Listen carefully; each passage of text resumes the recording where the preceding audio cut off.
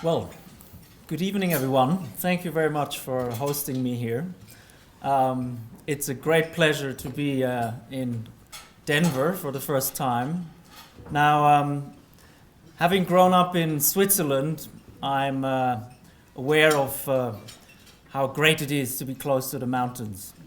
But I usually don't get very excited if people in other countries tell me, let's go to the mountains. Or, in England, sometimes I'm invited to climb a mountain that's 200-300 meters high and say, well, I don't know, But there was one rock formation that I was always, quite keen to see myself, and that's the one that is around here. So tomorrow I hope to go out. It's a bit too early, I suppose, to really ride down, free ride, as I like to do at home, but I'm very glad to be here and see the Rocky Mountains. Now, about my affiliation, I'm now actually at the other place. I just moved from Cambridge to Oxford. I know this seems to be something that one is not allowed to do, but I just did it. Yes, so I'm representing both places to a certain extent. In fact, these two are a little bit like the two countries I'm talking about today. Having visited both of these countries, now I'm not a citizen of either, and I'm not espousing the religion of either of the two, but I'm quite aware also of the rivalries here. So without further ado, I'm going to start my talk, and I would like to give you a bit of an overview of the politics of the Persian Gulf region and the ways in which the United States has been involved in that part of the world, and how perhaps we could move forward, since certainly the present situation is not very good or very stable, as you all know and as we've discussed previously.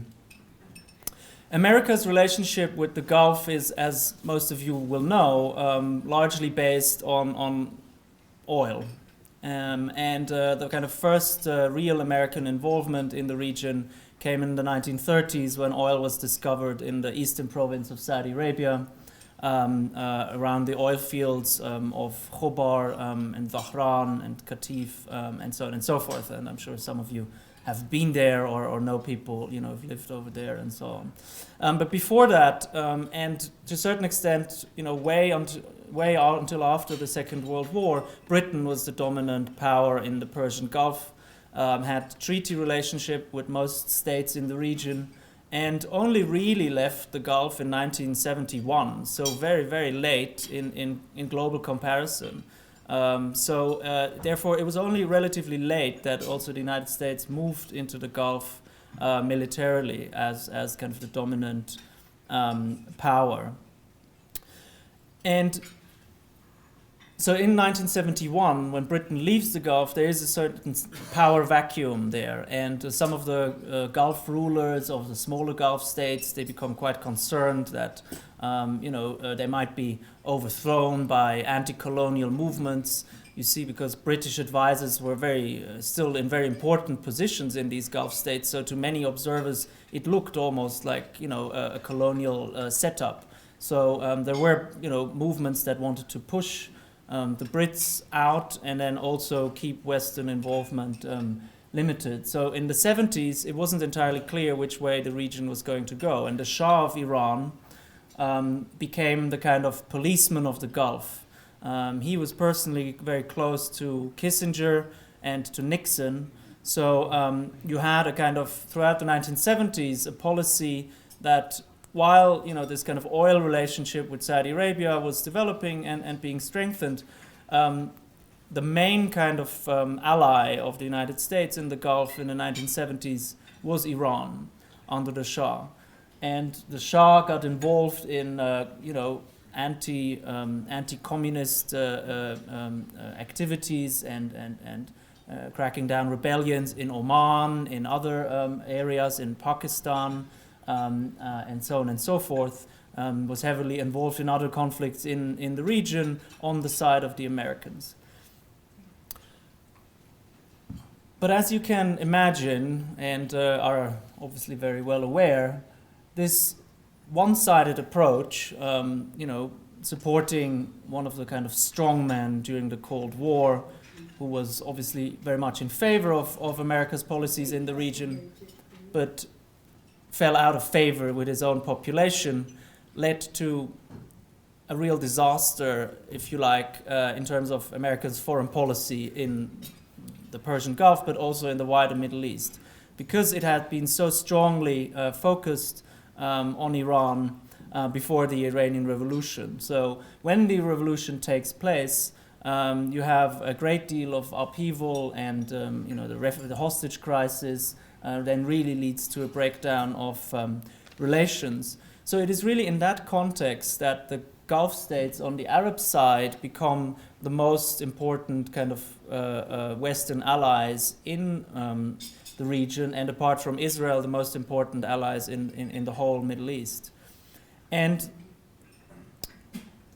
it is interesting to talk about this today, because now, this year, for the first time in 35 years, United States has reached out to Iran, and it looks like that era of 35 years of trying to marginalize Iran or contain Iran, famous containment policies, might be coming to an end, or at the very least is being reconsidered. And this obviously leads to resentments on the part of those who were the preferred partners for the last 35 years. And I suppose what my title implies is that I have some kind of answer how this will best be addressed and managed. I can certainly give a couple of float a few ideas, but I don't claim to have the right answer, because it's a very difficult question, and perhaps there is no right answer to the question of how to deal with these two regional powers at the same time. Just looking at the map makes you realize that just by their sheer size, these two countries have been geopolitical rivals for the better part of the 20th century. I mean, Saudi Arabia was established earlier in the 20th century. And even at times when there was no strong ideological rivalry, right? Today and after the Iranian Revolution, we have a very strong ideological rivalry between the two as well. So even in the 1970s, in that period, when the Saudi kings, King Faisal and later on Khalid, were very much pro-American, and the Shah of Iran was very pro-American. Even at that time, the two countries had, conflicts based just on their sheer size and proximity. So they both have tried to become the hegemons of the Gulf, and because of the importance of the Gulf region to the wider Middle East, they have also tried to become the most important state in the wider Middle East. And according to my understanding, this is really the basis of the problem that we're facing. So the religious problems and the Sunni-Shia conflict that people talk about, and I have written 2 books about, I'm very sorry to say, is, I think, more a byproduct rather than the root cause of the conflict between Saudi Arabia and Iran and the conflicts in the region. Because these two states have basically used the interpretations of Islam that are most prevalent in their countries, in their foreign policies, and to further their interests in the region. And according to my understanding, this is why we have some of these sectarian conflicts. But I would like to emphasize that it's not a historical split within Islam that is the root cause of the sectarian violence that we're seeing. But I'm happy to discuss with you in the Q&A. Now, the United States, particularly after the hostage crisis, was really shocked by what went on in Iran. And already in 1980, you have 1 year after the revolution, right? Saddam Hussein attacks Iran, and this leads to the Iran-Iraq war, which goes on for almost the whole 1980s and dominates regional politics, and is in fact an extremely brutal war of the sort which haven't been fought much in recent decades. So a war between two countries, and a border region that throughout these 8 years of war has been almost totally devastated with hundreds of thousands of death. And at the end of the war, basically no real winner, no territorial gains, no real political gains for either side. And in this war, the United States supports Iraq together with its Gulf allies, Saudi Arabia. So Saudi Arabia and the other smaller Gulf states bankroll arms transfers to Saddam Hussein's army. And because the kind of key threat, as seen from the United States, is Iran.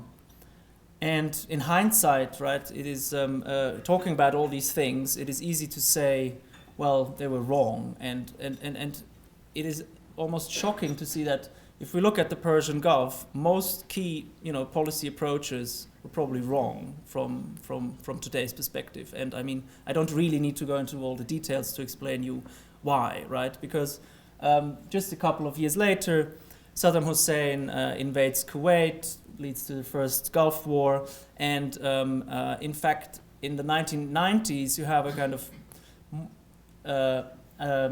not a rapprochement with Iran, but at least a certain amount of understanding that Iran is not the only problem in the region. So it leads to the kind of dual containment policy, which tries to contain both Iraq and Iran, and continue working with Saudi Arabia and the other Gulf states.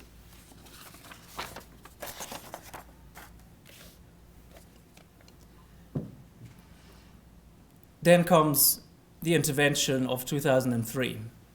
And I won't go into too much detail, since you're all very aware of what happened and of the pitfalls of this all. But I think we cannot really overstate the importance of this intervention in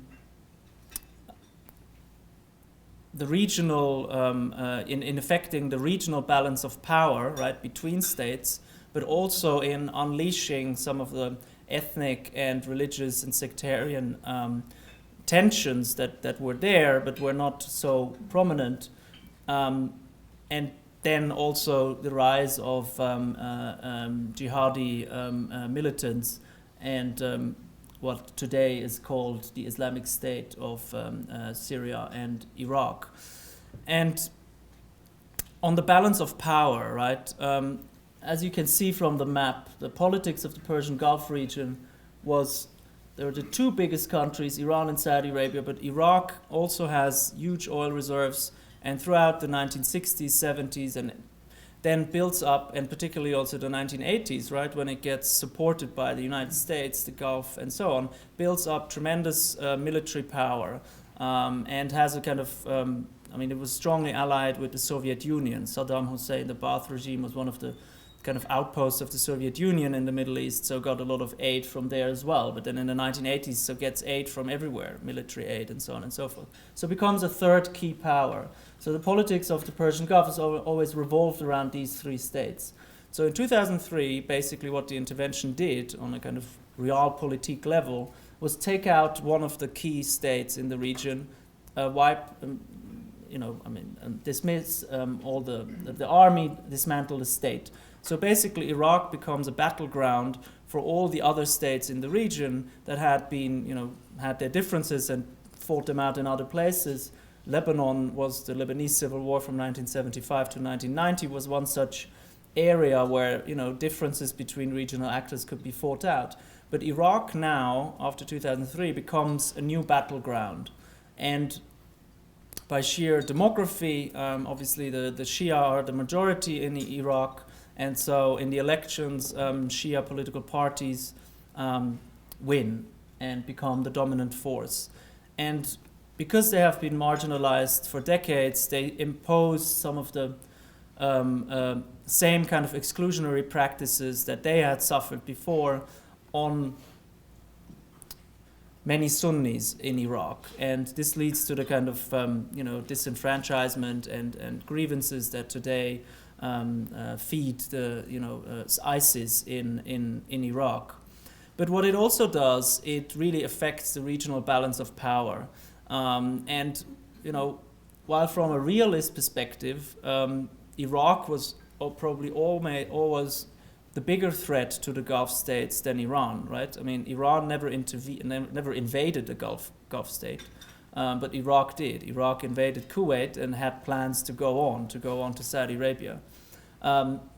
But nonetheless, there was a kind of feeling on the Arab side of the Gulf that Iran, with this kind of Shia revolution, was the key threat and was also an ideological threat because it challenged Saudi Arabia on Islamic grounds, right? And Saudi Arabia itself claims to be an Islamic state, being the protector of the two holy places of Islam, Mecca and Medina. So the Islamic revolution in Iran really also takes away the kind of the position of the Saudis as the kind of the leaders of the Muslim world, the self-proclaimed leaders of the Muslim world.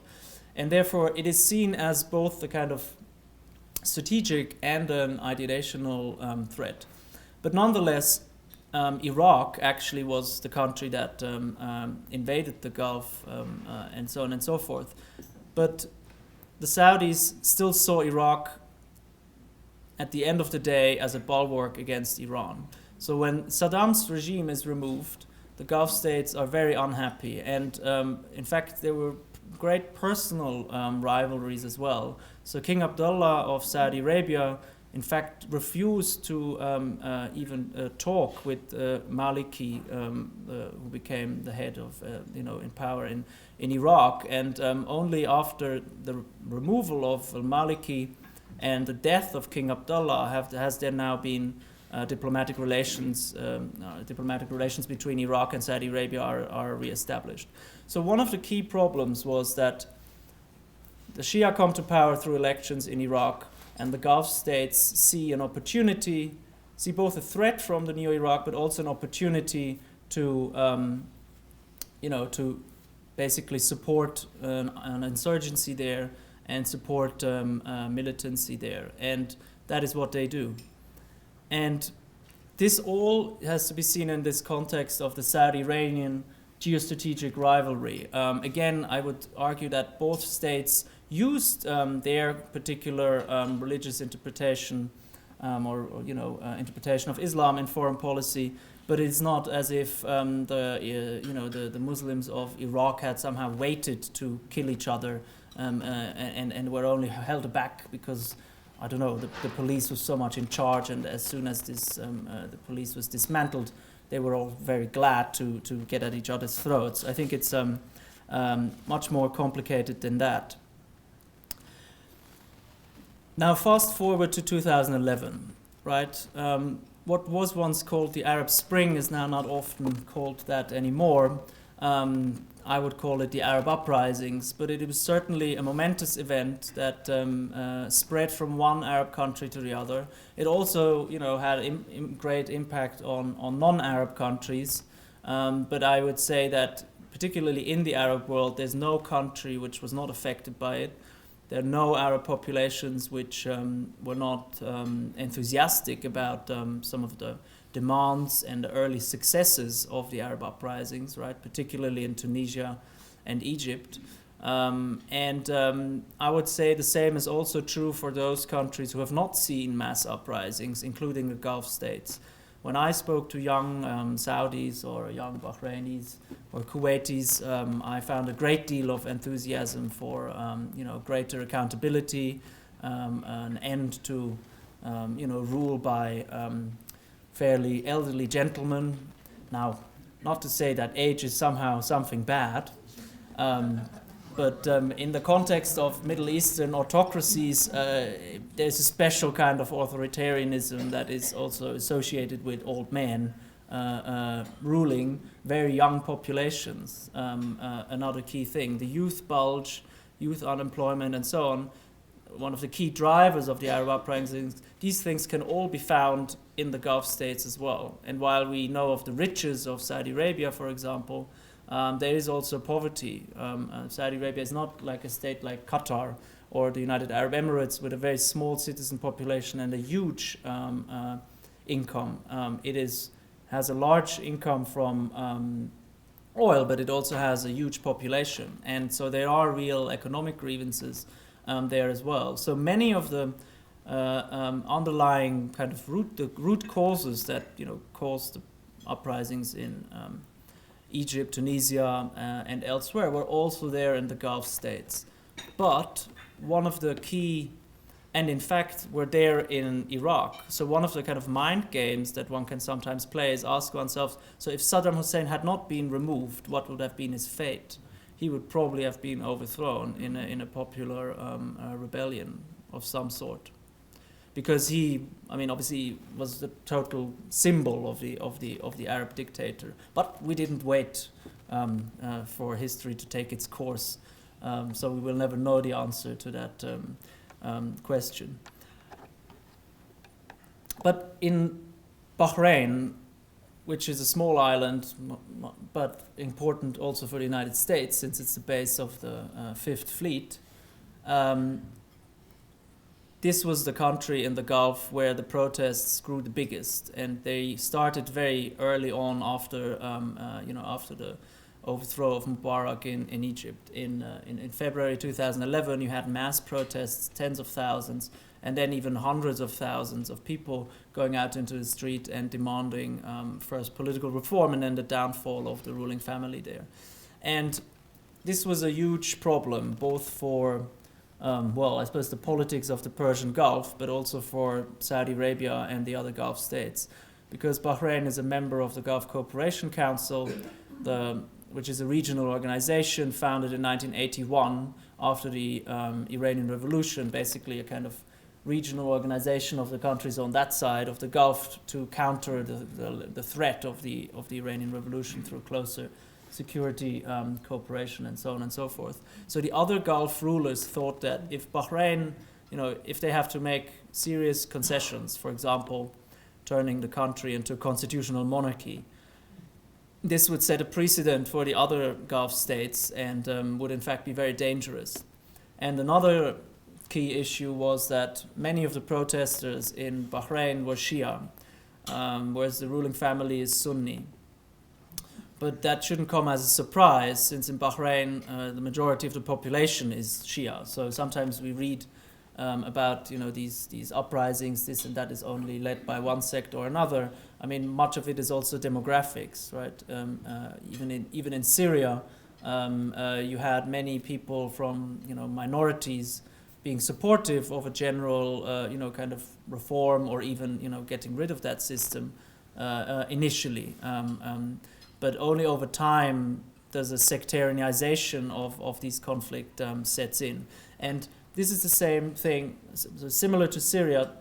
Bahrain was sectarianized in the sense that the governments of the region saw that this was a serious challenge to them and to the regional order, because they feared that a new regime coming to power in Bahrain would naturally be more closer to Iran and therefore shift the balance of power in the Gulf and potentially also inspire the Shia in the eastern province of Saudi Arabia, in the areas where the oil is located and where Aramco is located and so on and so forth, to rebel as well.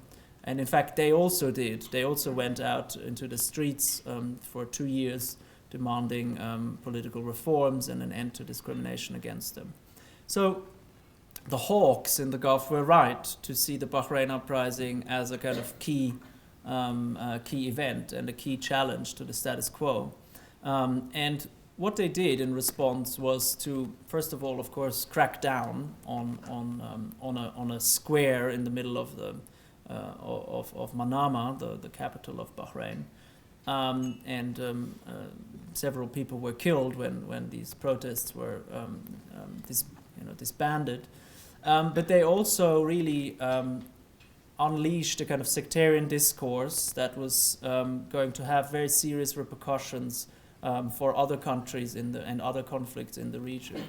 So the protests in Bahrain and the Eastern Province were described in government media and on social media and even in speeches by ruling family members and politicians as basically a Shia Iranian plot, and therefore they would have to be treated in the harshest possible manner, an attack on Sunnis, and a repetition of what had happened in Iraq, so that if elections were going to take place, then the Shia would take power and be very nasty to the local Sunnis. And this was a narrative that actually resonated in some areas of the Gulf states, Saudi Arabia, but also in the wider region.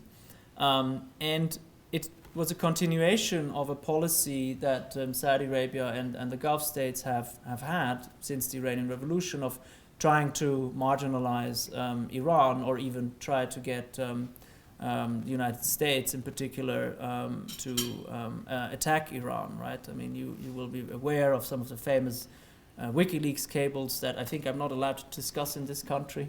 But, you will be aware of some of the most famous kind of quotes in these cables. And I think, there were obviously, these were serious attempts to get the United States involved in a war against Iran. That did not happen, but when the Arab uprisings unfold, right, Saudi Arabia, because domestically there were a lot of similarities to the other uprising states, so the ruling family was afraid that something similar could happen, one had to find a scapegoat and a way out of this. And the way out was to go against Iran and to really reinvent a kind of religious nationalism that was there, for a long time, but wasn't really applied in such a strong way. And this new Saudi religious nationalism basically wants Saudi Arabia to be the defender of Sunnis across the world, and also wants Saudi Arabia to be the most important Arab country. Two quite big aspirations, but which for the moment actually are realized. So if you look at the map, you see Egypt on the left. Egypt was the most important Arab country for most of the 20th century.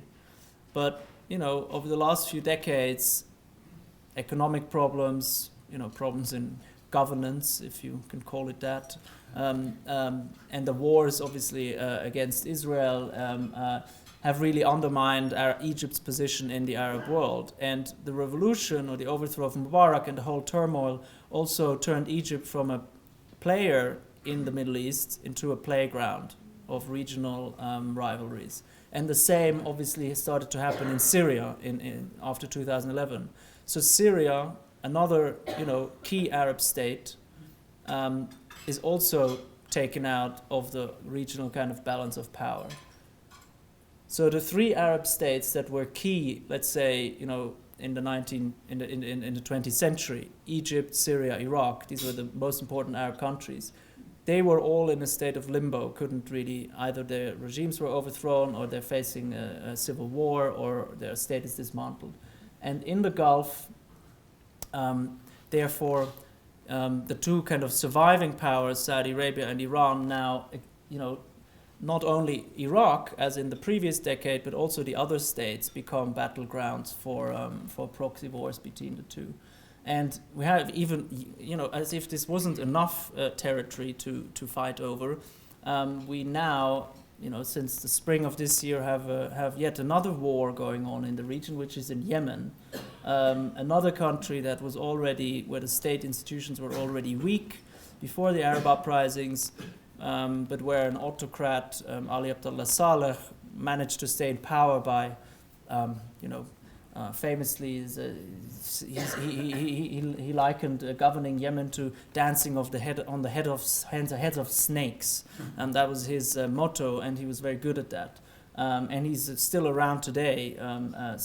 But anyway, Yemen also experienced a kind of popular uprising in the wake of the Arab Spring, but which now turned into a kind of pretty nasty civil war, in which Saudi Arabia and the United Emirates lead a coalition of mainly Sunni countries, but are backed by Britain and America, who supply weapons, refuel their planes, and sit in the actual operations room that makes targeting decisions in Yemen. So, pretty direct Western involvement here in this war. And this war goes against a militia that allegedly has ties to Iran, although unlike, let's say, with the regime of Bashar al-Assad in Syria, or some of the Iranian-backed militias in Iraq, it is very questionable how much involvement Iran ever had in Yemen. So it seems more a Saudi initiative to install a friendly regime in Yemen, or prevent an unfriendly regime from coming to power. This war is ongoing. It's an air campaign that at times targets hospitals, schools, and so on and so forth, and where it's pretty well established, I think, by now that fairly serious war crimes have been committed here as well. But on a general level, this is now also presented as one more arena of the Saudi-Iranian proxy war. So we now have a situation where these two countries are basically fighting in Yemen against each other, in Iraq, in Syria, but also in Lebanon, and possibly other places in the region. So I suppose what I want to get at is that without understanding the dynamics between these two countries, we really cannot understand what's going on in the region, and also we cannot really understand, how we cannot come up with better ways of engaging in the region. And I suppose one of the points that I want to make is that I've been quite glad to see a kind of I know there are probably diverging opinions here as well, but I think a lot of the mess that the Middle East is today is the result of one-sided policies, and since the United States is the most important, military power in the world, and has for a long time been involved in the Gulf, in fact has fought a war, a decade in the Gulf for the last few decades, we cannot really disregard the role of the United States in all of this. And one of the key problems is that the United States has seen the region through the prism of Israel and Saudi Arabia. And because of these two strong alliances, the United States has not been able to really grasp what's going on in the region, also from a bottom-up perspective. Hence, no one predicted the Arab uprisings, right? Or predicted the Iranian Revolution, key events which turn everything upside down. And this leads us to, I suppose, what is on your mind the most, and which is actually something that is fairly difficult to discuss, because we don't know very much about this organization, even though we're being told about it 24/7 in the media. And I've had the pleasure of the last few days of indulging in some of the Fox News and other analysis here in this country. So I think we should address this topic as well. And that is, of course, ISIS, or the Islamic State. Now,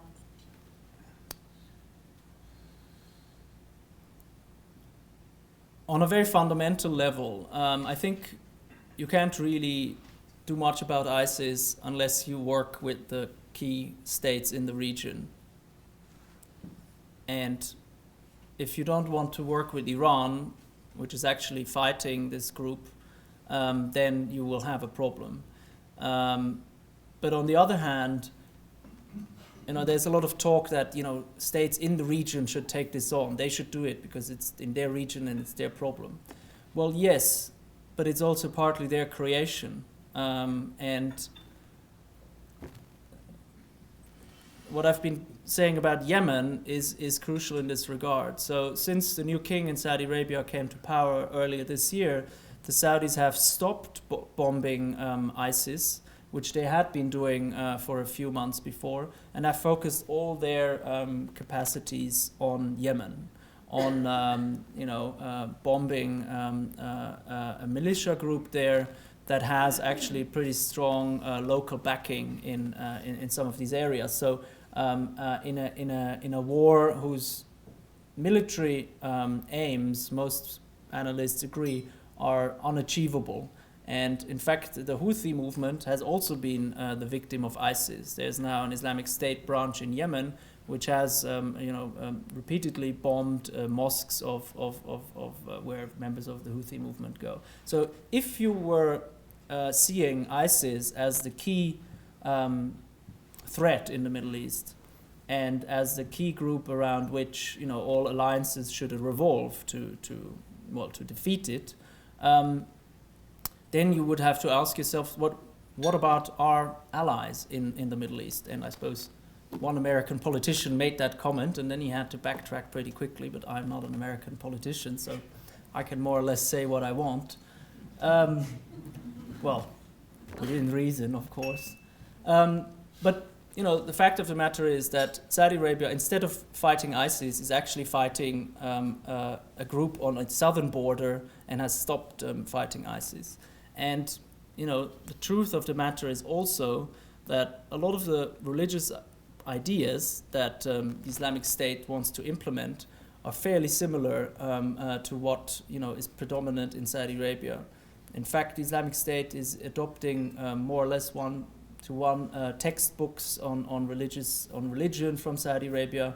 A lot of the kind of clerics, or a lot of the religious justifications given for in its propaganda are based on Saudi clerics or clerics within the kind of main Wahhabi tradition, or other clerics that are very prominently cited in Saudi Arabia. So it comes out of the same intellectual tradition as the kind of Saudi religious establishment. And now the only real difference in political ideology is the role of the monarchy in Saudi Arabia, which the Wahhabi clergy obviously endorses, and in the case of ISIS, the idea of the caliphate. And that is a fairly substantial difference if you think about regional politics and so on, and the reach of that particular state. But in terms of dealing with let's say heterogeneous populations, they've got a fairly similar approach. So I wrote my thesis on the Shia in Saudi Arabia. The Shia in Saudi Arabia are a minority, make up 10 to 15% of the citizen population.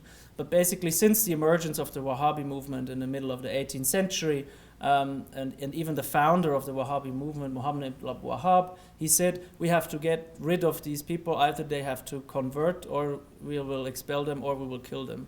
And that was a strategy that was adopted in the first kind of Saudi conquests. So the territory that now is Saudi Arabia was conquered by an alliance of tribal forces with some religious backing.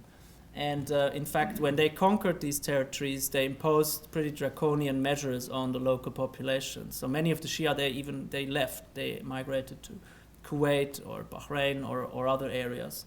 And many were also killed.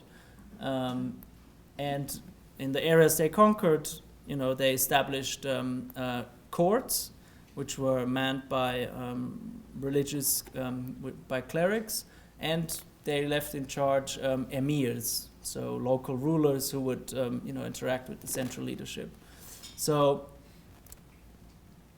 we now have a situation where one country, which founded its state in a not so dissimilar manner to ISIS, is the key ally of the United States in the region, and another group calling itself a country, building a state with brutal measures and by homogenizing its population, ethnic cleansing, absolutely horrible, but establishing facts on the ground, is seen as the main enemy.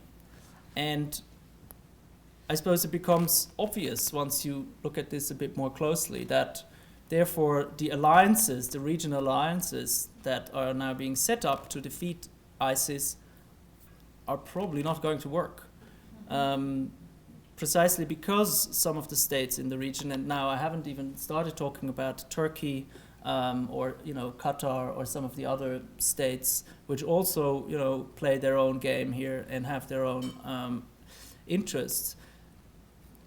But one of the problems is that ISIS is actually pretty popular on a kind of popular level in the Gulf states and in other parts of the Middle East as well, but particularly in Saudi Arabia.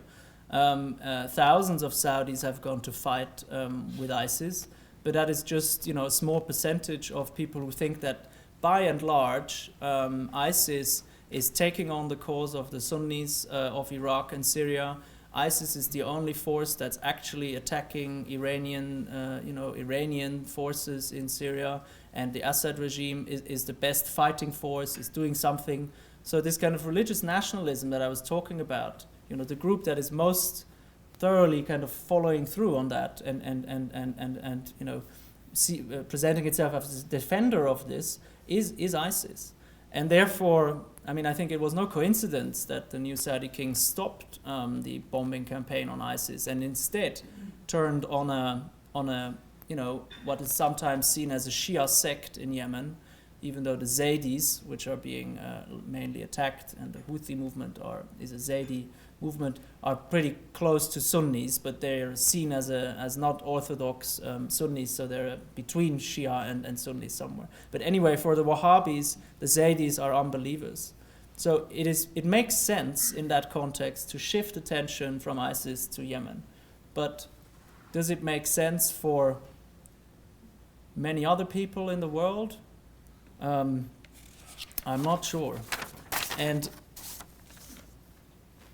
I'm happy to answer your question on all of these points, and I hope I haven't confused you or been too pessimistic about all of this. And I'm not trying to play down some of the atrocities that are being committed all the time, and by ISIS. And in fact, apart from attacks in Europe, most of the attacks at the moment are against Shia Muslims. The attack in Beirut mainly killed Shia, and there have now been several bombings of Shia mosques in Saudi Arabia and also in Kuwait. And this is basically a continuation of a strategy that was outlined much earlier by the ideologues of the Wahhabi movement. So if I just look at the justifications of some of these attacks, I see a clear link in terms of ideas. Now, I'm sure that the ruling family of Saudi Arabia is also afraid of ISIS and don't think it's a very good idea, because the head of ISIS also declared that he wants to get rid of these monarchs and obviously rule himself. So it would be foolish of them not to be afraid or not to try to do much about it. But on the ground, we're not seeing very much. And I think, what we should remember is that the root causes of all of this were basically economic problems in the Middle East, political problems, unaccountable government, really nasty dictators being in charge of countries for a very long time, could more or less do what they wanted with their population. And these dictators are usually Western allies. So the populations that grow up there see, we're in a world where everyone's against us. Then in 2011, we tried to go out for asking for democracy and so on and so forth. Then in two countries it kind of works. Tunisia is sometimes being called too small to fail. So too unimportant. Who cares what really happens in Tunisia? One case where it really works a little bit with Arab democracy, that doesn't really hurt anyone. But Egypt was also dangerous for the Gulf states, so they didn't like the Muslim Brotherhood and so on and so forth. So, you have one case or two cases of democratic transitions.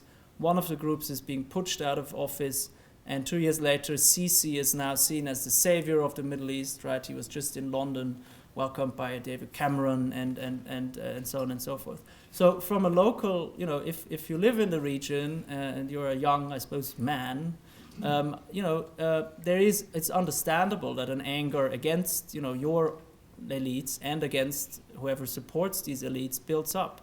So I think if you really want to defeat ISIS, you have to look at some of these problems and always remember that one of the other key causes of all of this is foreign military intervention. And if I turn on the TV at the moment, I'm really quite worried that none of the lessons, of the past decade or past decades have been learned. And I personally, I started to study Arabic and Persian after 9/11. That was what made me interested in this part of the world, and the Iraq War, I suppose. So I've spent now a bit more than a decade working on this, traveling everywhere and so on and so forth. And I had hoped that somehow, the understanding would be between the Middle East and Europe and the United States would somehow become better, and that people would, also many people study these things now. So many students graduate from Middle Eastern studies, maybe some of your children as well. But I think if I look at the discourse at the moment, I don't see this having a very large impact on public debate. And frankly, I'm quite worried where we're heading. And I'm sorry to end on such a pessimistic note, but I'm afraid that is how I see it. So without further ado, I will open the floor to questions. And I see loads of hands already. So, want to get a sip while I take a couple questions? Maybe. Okay. All right, so let's take them in groups of two. Toby kind of prefers that method so we can think about the answers. So Michael, why don't you start? Your hand was up quickly, and then we'll come here. Go ahead, Michael. Thank you. Yeah, you mentioned the Saudi claim that Iran is backing the Houthi rebels, and this seems kind of specious. At least it seems that the evidence isn't clear that any military support has been given to the Houthi rebels by Iran. And I was wondering if you could comment on the extent to which you think Saudi Arabia is exaggerating the putative threat that Iran presents to the Arab world as a pretext for meddling in places like Yemen and Syria, where it has funneled weapons, money, and support to the supposedly moderate Sunni Arab coalition against Assad, etc. Thanks, Michael. Joe? Go. So you mentioned toward the end of your talk that you had hoped that there would be more of an understanding between the Middle East and the U.S., the Middle East and Europe. But it seems to me that there's no understanding within the Middle East. So if you were advisor to the president right now, would you advise going into any of these countries at this point with military troops? Doom and twos? Well, these are already quite substantial questions. Yeah, first on the Houthi movement.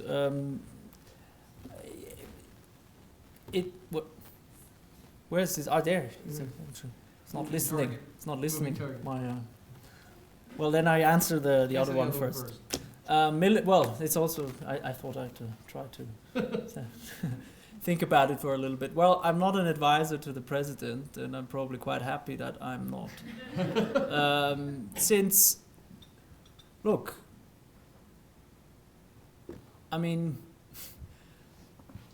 of course, these things that are now happening make you want to do something, right?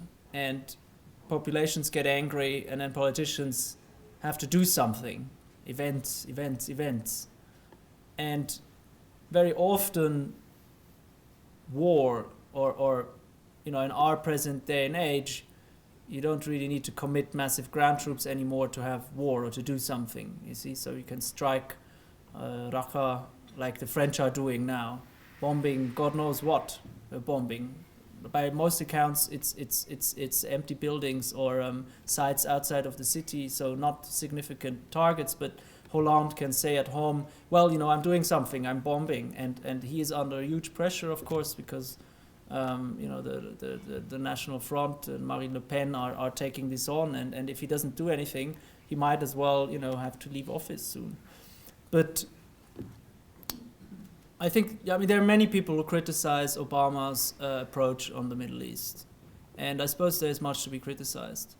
But I think to not take the lessons of Iraq and Afghanistan seriously would also be very foolish.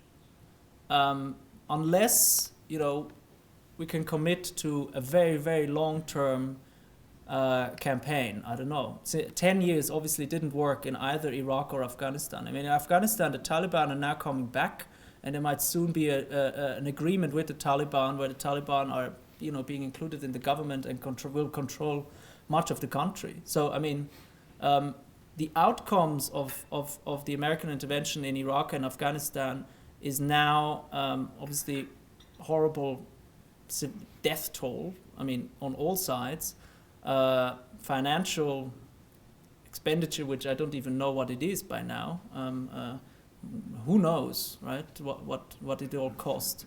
And in these two countries, matters are certainly not, well, maybe in Afghanistan it's now better than before, perhaps, but it will certainly soon get worse again. So if 10 years and such a massive troop deployment wasn't enough, then we'd probably need to think about much more long-term commitment. Now, who is willing to commit for 20 years, 200,000 troops, which are not then seen as occupation forces driving new insurgencies and bringing people there to fight from other places? So, I'm afraid, I think caution was probably a good idea. It was certainly, the thing is we won't know, right, what the outcome of earlier strikes would have been. But if you remember 2 years ago, and I'm not a supporter of Assad at all. I studied Arabic in Syria. I'm well aware of how repressive this regime is. I've traveled widely there, and so on and so forth. But 2 years ago, all the talk was about we have to, get rid of Bashar al-Assad and dismantle that regime because it's obviously very horrible, and so on and so forth. Used chemical weapons. And in fact, the United States has been trying to overthrow Assad and his father for decades. It's been one of the key foreign policy objectives in the Middle East to break the alliance between Iran, Assad, and Hezbollah and Hamas, axis of resistance. So, so these regimes are also, they have to be suspicious about Western intentions. But had we done that 2 years ago, God knows what would happen now. It would probably be much worse. Because the only military in the region who can actually, perhaps eventually take on the Islamic State is the Syrian army. If you say that, you have to go and defeat this group, the only people who can do that for now is the Syrian army. So had we invaded them 2 years ago, we would probably be in a worse situation now. I'm afraid there are no good solutions, but I think the legacy of American interventions in the Middle East probably suggests that no involvement is probably not worse than involvement. If you don't have a plan for later on. In an ideal scenario, right? Perhaps I would advocate. I'm sorry for babbling on here. It's really just. You're good. And how would you tie that into the You Saudi exaggeration of came Iran? back now. That's good. I'm going to answer your. The Saudis have used the Iran threat for a long time. Of course, Iran is a threat, but everybody is always a threat to everyone in such a region like the Middle East, where there is all the states feel inherently insecure because it's been a region dominated by wars, foreign involvement, and frankly, wars for most of the 20th century and also the last few decades. So Iran is also afraid of a lot of things. Iran was attacked in the 1980s. Hundreds of thousands of people were killed, as I've mentioned. This is an experience that Iran wants to try to do everything that this will never happen again. The present regime, its main foreign policy objective is to prevent a conventional war against Iran. So therefore they see Syria as a kind of as something they cannot lose, because it would expose them to possible attacks from that side. And all sides use this as well. Iran also uses the Saudi, all what's going on in the region in its media and so on and so forth. But Saudi Arabia also uses the Iran threat, yes, to as I said, try to become the most important Arab country, trying to lead Arab affairs, and that's a very important thing in the Arab world. Who is kind of shaping the Arab world's policies and so on. And for now, it is the Gulf states, because they have the money and they survived the Arab uprisings more or less intact. And on the Houthi issue, the founder of the Houthi movement spent some time in Iran. There's some clerics from the Zaidi branch studying there. They might have gotten some media support, TV channel, but for example, the Houthis they don't get very much attention even in Iranian media compared to other issues, compared to Syria or Bahrain even, or something like that. So on an ideological level, they're actually not very similar. I mean, the Zayd, it's getting really detailed here, but I mean, I think on an ideological level, we can say that, for example, Hezbollah in Lebanon and some of the organizations in Iraq, even some of the Shia movements in the Gulf, they are very closely allied with Iran on an ideological level. They defend, the ideological, the wilayat al-faqih, the notion of the guardianship of the jurisprudence and so on and so forth. They defend that, and the Houthis do not. They're from a different branch of Islam. They might have political alliances, but they're not this kind of proxy or ally as some of the other groups, who also will be very open about their endorsement of Iran and alliance with Iran. I mean, Lebanese Hezbollah is very open about its alliance with Iran. So I think something is there, but I don't think it really justified such a massive war, which probably will make Yemen unstable for the foreseeable future, has angered millions of Yemenis probably forever, and they want to get back at the Saudis for doing this to them. And as you can see, they have quite a long border, which is also not a very stable region. So, and it has already led to a humanitarian catastrophe. So I mean, I don't think the Houthis were really a military threat, a serious military threat. Yeah. Bruce? How do you see the long-term fall in their main commodity prices, or the perception of maybe it being less stable for 30 years out, affecting the big picture there, if at all? Yeah, I mean that's a huge issue, and it will affect things, although we don't really know how. And I also don't really know how. I mean, for example, in the 1980s, commodity prices were very low, right? In part, this was a strategy this is the time of the Iran-Iraq war, right? This was to weaken Iran and the Soviet Union, right? I mean, Russia, as one of the other big oil producers, also is heavily dependent on oil prices. OPEC, unlike in previous, decades, now seems to be a largely toothless organization, since the Gulf states have, are not following OPEC, the majority in OPEC, and are doing their own thing. So they don't want to, bring down production to raise prices again. They want to maintain market share and keep you guys from drilling all these holes, doing all these explosions. But it will. Well, one of the things is that Saudi Arabia is burning through its cash reserves fast, but it still has large cash reserves built up. So maybe for 5 years they can continue at this rate, and who knows? I mean, the thing is with the oil price, people say now this time it's a fundamental shift that it will never go up to be so high. But then I don't know if that's the case. I mean, they've fluctuated for a long time. But certainly, especially the war in Yemen is extremely expensive, and now people in the Gulf start to question: well, does it really make sense for like an open-ended massive war where we don't know what it's for or when it will stop, that is costing us billions and billions of dollars while the prices are falling. And I think what will be interesting to see is that, all the Gulf states are now planning to cut expenditures, including social welfare or other kind of benefits, and cutting massive other, infrastructure projects and so on. I think it will be interesting to see what happens then.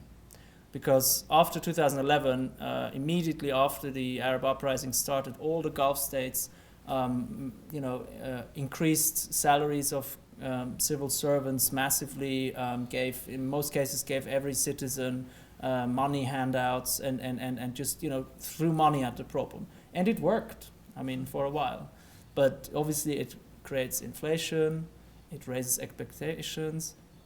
Saudi Arabia has created hundreds of thousands of new jobs in the government, particularly in the security forces and Ministry of Interior, whereas actually in the 2000s the main aim was to cut down government because the bureaucracies are not really doing very much.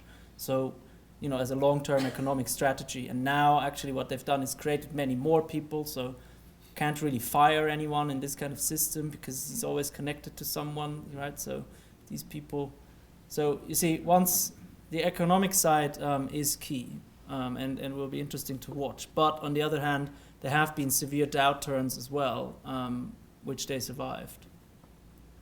But it served a geopolitical purpose, which it probably does now as well. In your very excellent presentation, I didn't hear the I word mentioned. Could you say a word or two about how you see Israel fitting into this complex equation? Yeah. I didn't know that was the I word. But yeah.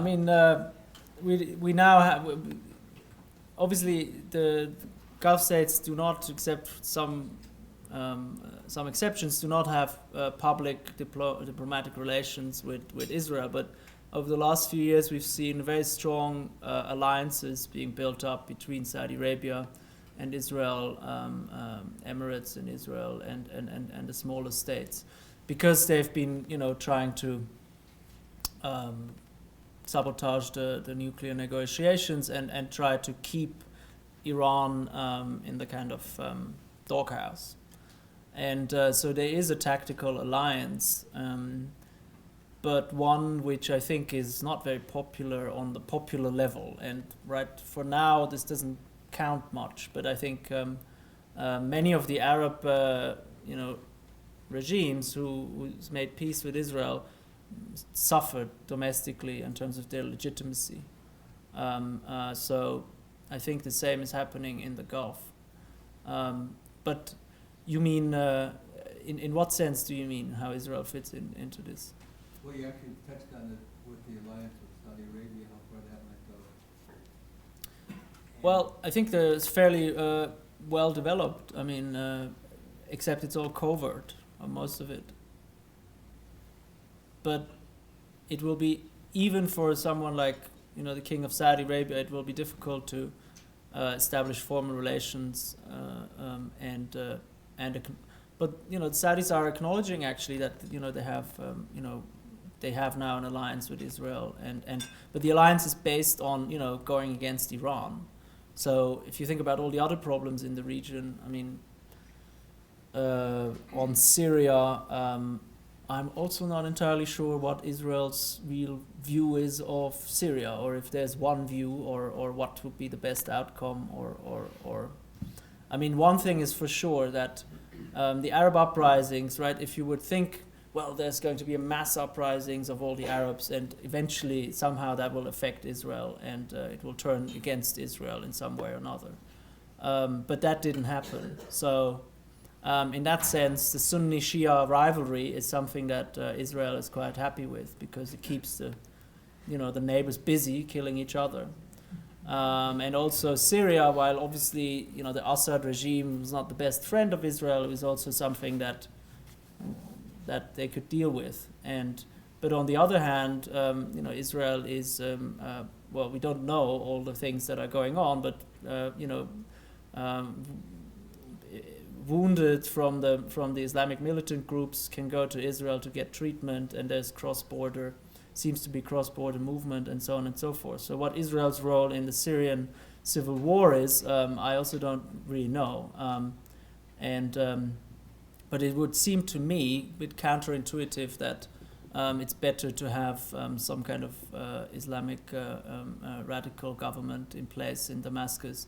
I don't really see how that's very good for Israel. But maybe I'm just, not thinking long-term enough, or I don't know. Before I take the last question, let me make 2 announcements so that we can make sure that Toby gets the final word. There will be no DCFR dinner meeting in December. At one point, there was a December meeting on the schedule on European migration crisis. There will be such a presentation, but it will be on the other side of the new year. And those schedules for the whole year should be available to you both online and distributed to the membership and our community partners somewhere in the middle of December. It's all pretty much set. I just want to make sure I'm not sending out dates and then have to correct them, et cetera, et cetera. So the next meeting is January 12th. January 12th, it'll be Joshua Rovner, professor at Southern Methodist University, whose work is, interestingly enough, not planned, is on alliance structures in the Persian Gulf. So he will pick up or disagree or build on our conversation this evening from a very much an American security perspective. And he will be the 12th of January. So with me and my stuff out of the way, we have one final question for the evening. Bart, you want to go ahead? We've been around everywhere but the J book, Jordan. Well, What was the question? Jordan. The question is, we've done the I word, now we should do the J word. well, there are loads of letters here that we haven't discussed. Well, my talk was supposed to be about Saudi Arabia and Iran and the United States. So Jordan Jordan is a monarchy, was famously invited suddenly to join the Gulf Cooperation Council together with Morocco. Because the Saudi king thought, well, let's build a club of monarchies because. But then I think the Jordanians and the Moroccans, they have really no problem with taking money from the Gulf, but then they thought this was maybe a step too far to join a kind of Gulf organization, particularly for the Moroccans. Well, Jordan, I'm not an expert on Jordan, but Jordan is in a very difficult position. I mean, first of all, the Syrian refugees. They had its own kind of Arab Spring style protest movement. It has economic problems, the ISIS rhetoric resonates there quite strongly. And in fact, many of the border regions there towards Iraq and Syria. There have already sometimes been incursions and, people putting up the black flag and so on. Jordan's very vulnerable. But it's also key to both Israeli and Western security architecture in the region, so will probably not be allowed to fall easily. But certainly also didn't manage to... Jordan was a bit better, the king was a bit better at managing the Arab uprisings than some of its neighbors, evidently, but also not particularly good, I suppose, if we think of long-term stability. And certainly hasn't made any kind of big concessions in terms of, constitutional monarchy or anything. And that's partly related because the Gulf states, if the republics fall, that's kind of within their... They don't mind, but no monarchy is allowed to fall in the Arab world.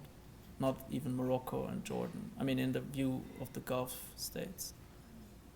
Yeah. Ladies and gentlemen, don't forget if you have hanging name tags, to return them to the table outside. If you filled out your comment sheets regarding the speaker and you would like to email me that information, please do so. Other than that, please join me in thanking Toby for an outstanding presentation. Thank you. I'll likely be out of the country by the time these forms are evaluated, so be as honest as you wish.